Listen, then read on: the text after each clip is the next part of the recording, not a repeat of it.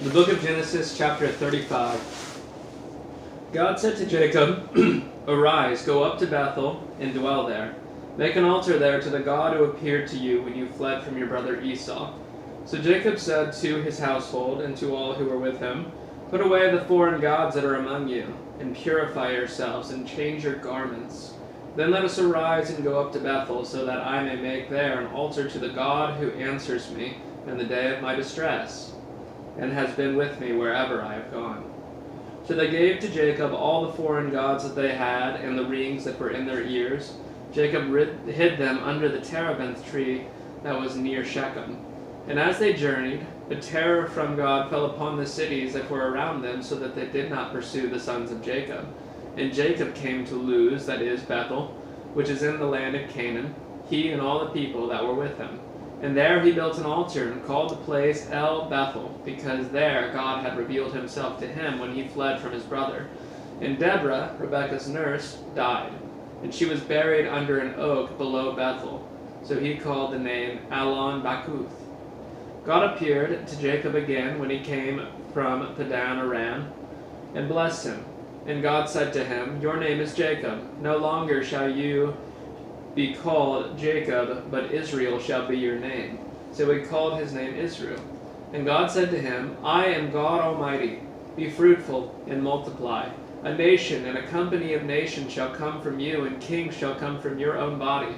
The land that I gave to Abraham and Isaac I will give to you, and I will give the land to your offspring after you. Then God went up from him in the place where he had spoken with him, and Jacob set up a pillar in the place where he had spoken with him, a pillar of stone. He poured out a drink offering on it and poured oil on it. So Jacob called the name of that place where God had spoken with him, Bethel. Then they journeyed from Bethel. When they were still some distance from Ephrath, Rachel went into labor, and she had hard labor. And when her labor was at its hardest, the midwife said to her, Do not fear, for you have another son. And as her soul was departing, for she was dying, she called his name Ben-Oni. But his father called him Benjamin. So Rachel died, and she was buried on the way to Ephrath, that is, Bethlehem. And Jacob set up a pillar over her tomb. It is the pillar of Rachel's tomb, which is there to this day.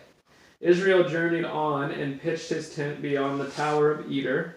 While Israel lived in that land, Reuben went and lay with Bilhah, his father's concubine, and Israel heard of it. Now the sons of Jacob were 12, the sons of Leah, Reuben, Jacob's firstborn, Simon, Levi, Judah, Issachar, and Zebulun. The sons of Rachel, Joseph and Benjamin. The sons of Bilhah, Rachel's servant, Dan and Naphtali. The sons of Zilpah, Leah's servant, Gad and Asher. These were the sons of Jacob who were born to him in Padan Aram. And Jacob came to his father Isaac at Mamre, or Kiriath Arba, that is, Hebron, where Abraham and Isaac had sojourned. Now the days of Isaac were 180 years, and Isaac breathed his last, and he died and was gathered to his people, old and full of days. And his sons Esau and Jacob buried him.